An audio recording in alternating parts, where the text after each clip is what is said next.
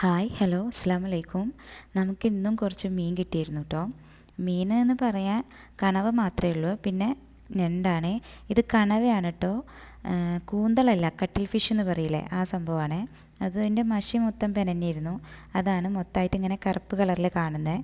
എനിക്ക് ഇങ്ങനെയാണ് കേട്ടോ ഫസ്റ്റായിട്ട് കിട്ടുന്നത്. ഇതിന്ന് ഈ വേസ്റ്റും കച്ചറയൊക്കെ മാറ്റി കഴിഞ്ഞതിന് ശേഷമാണ് ഞാൻ നിങ്ങൾക്ക് ഇതിന് മുന്നേ കാണിച്ചു തന്നിട്ടുണ്ടായിരുന്നത്. ഇതിപ്പോൾ ഇതാ എൻ്റെ കയ്യിൽ എങ്ങനെയാണോ കിട്ടിയത് അതേപോലെയാണ് ഞാനിപ്പോൾ ഇന്ന് വീഡിയോ എടുത്തിരിക്കുന്നത്. ഇതിൻ്റെ മുകളിൽ ഇതാ ഇതേപോലത്തെ ഒരു ചെതുമ്പലുണ്ട്. ഇത് നന്നായിട്ട് ക്ലീൻ ചെയ്ത് കഴിഞ്ഞാൽ ഈഡിയബിളാണെന്നാണ് ഞാൻ നെറ്റിൽ നോക്കിയപ്പോൾ കണ്ടത്. ഈ ഒരു സംഭവം ഏകദേശം എല്ലാ ഷെല്ലുള്ള സീ ഫുഡ് ഐറ്റത്തിലും കണ്ടുവരുന്നുണ്ട്. അത് ഞാനൊന്ന് സെർച്ച് ചെയ്ത് നോക്കി.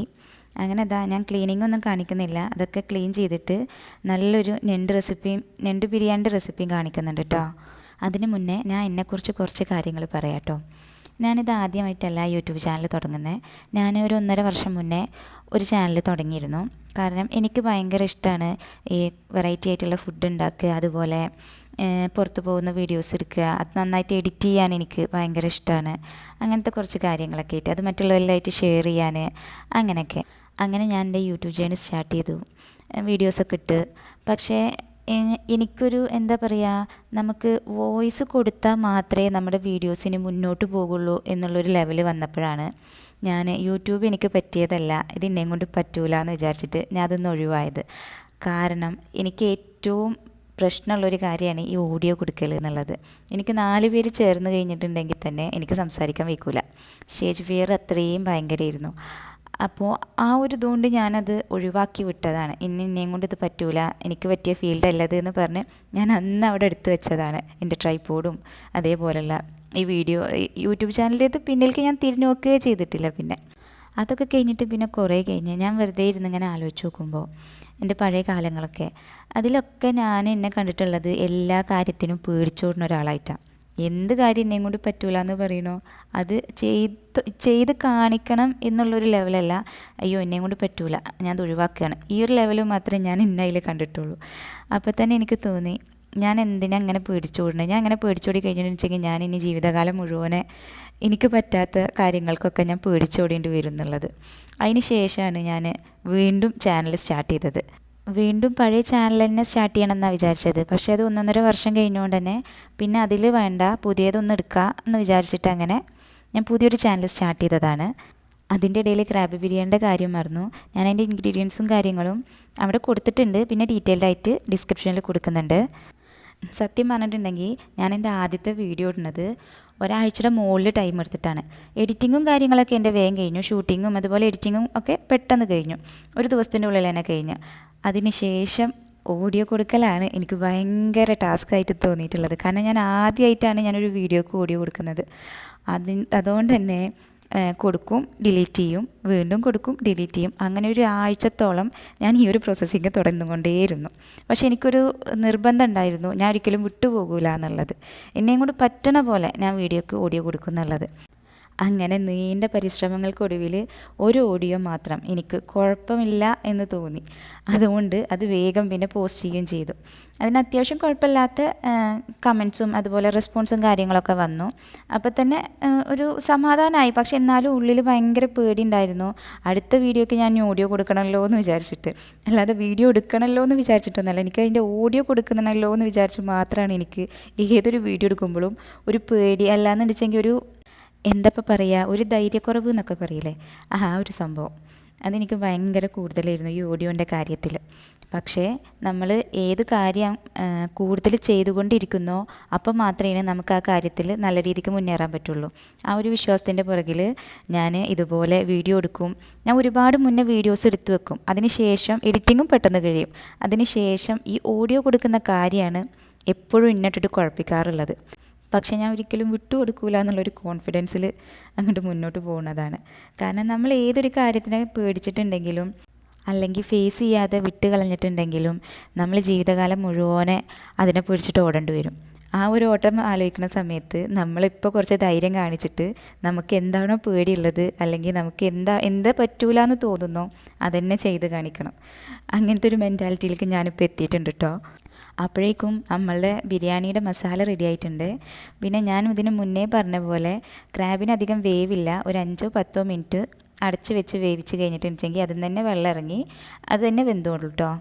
ഞാൻ ബിരിയാണിയിൽ പൊതുവേ മറ്റുള്ള മസാലകൾ കൂടുതൽ ഇടാറില്ല, കൂടുതലായിട്ടും ഗരം മസാല തന്നെ ഇടുക. ഗരം മസാലയാണ് ആ ബിരിയാണിക്ക് ബിരിയാണിയുടെ ഒരു ഫ്ലേവർ കൊടുക്കുന്നത്.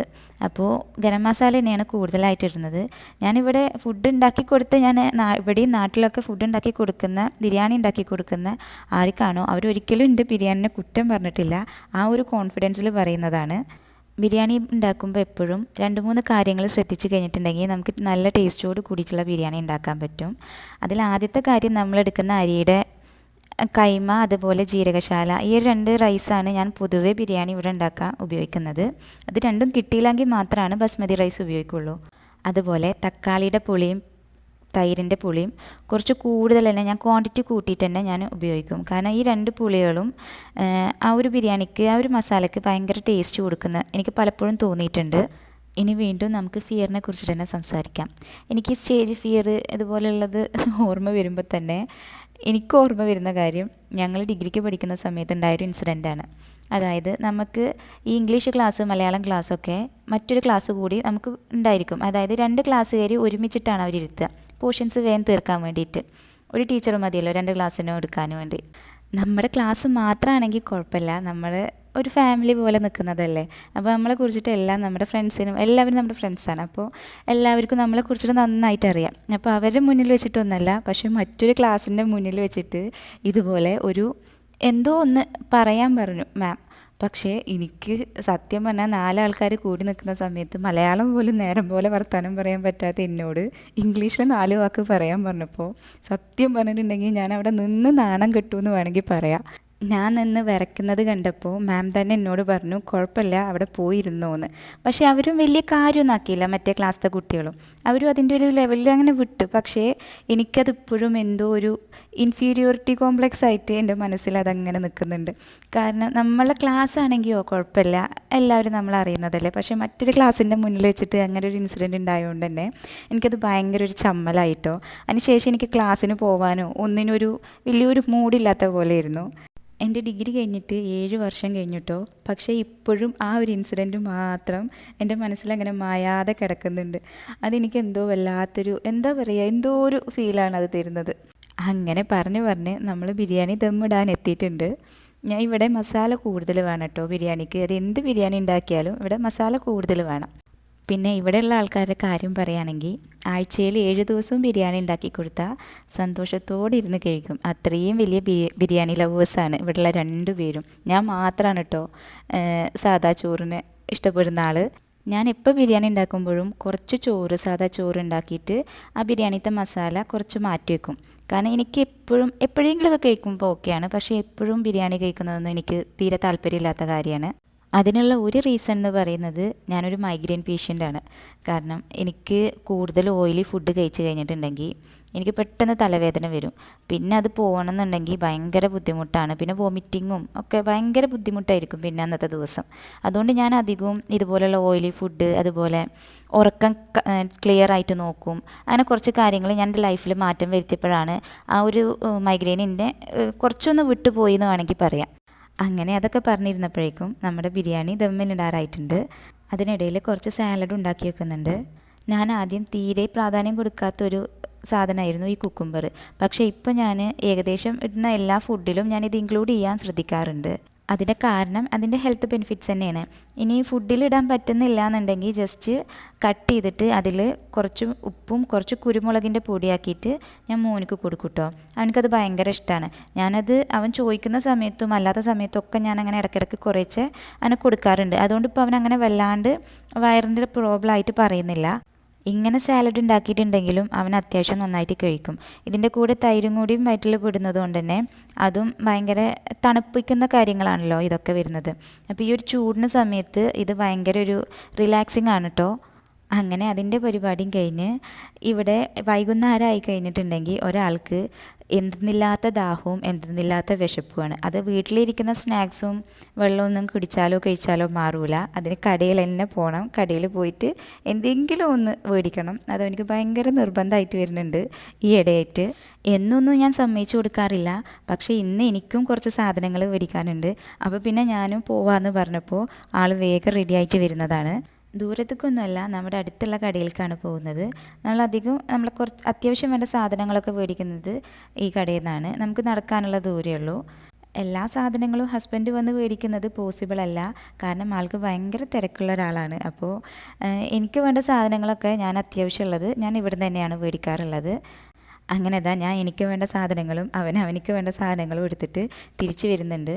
ഇത് നമ്മൾ കടയിൽ പോയാൽ നിർബന്ധമായിട്ടുള്ളൊരു കാര്യമാണ് 2 ഐസ് മേടിക്കണം. അത് ഒന്നല്ല, 2 തന്നെ അവൻ മേടിക്കും. ഒന്ന് എനിക്കും ഒന്ന് ഓനിക്കും. അത് 2 ഫ്ലേവറിൽ മേടിക്കും. എന്നിട്ട് ഇതൊന്നും കടിച്ചു നോക്കും. അവനക്ക് ഇഷ്ടപ്പെട്ടത് അവൻ എന്നിട്ട് എടുക്കുക ചെയ്യുക. അങ്ങനെ ഞങ്ങളുടെ ഈവനിങ് നല്ല വൈബിൽ തന്നെ ഞങ്ങൾ ആഘോഷിച്ചിട്ടുണ്ട്. ഇതൊക്കെ മതി കേട്ടോ ഇവനെ സന്തോഷിപ്പിക്കാൻ. അപ്പോഴേക്കും നമ്മൾ ബിരിയാണി റെഡി ആയിട്ടുണ്ടായിരുന്നു. അപ്പോൾ ദമ്മ് പൊട്ടിച്ചിട്ട് ഞാനത് ഒരു പാത്രത്തിലേക്ക് മാറ്റുന്നതാണ്. ഞാൻ മുഴുവൻ മസാല ഞാൻ ഇതിലിട്ടിട്ടുണ്ടായിരുന്നില്ല. കുറച്ച് ഞാൻ മാറ്റി വെച്ചായിരുന്നു മസാല. ഇനി മസാല കൂടുതലാവണ്ടെന്ന് വിചാരിച്ചിട്ട് അതതിൻ്റെ മുകളിലിട്ട് വെച്ച്.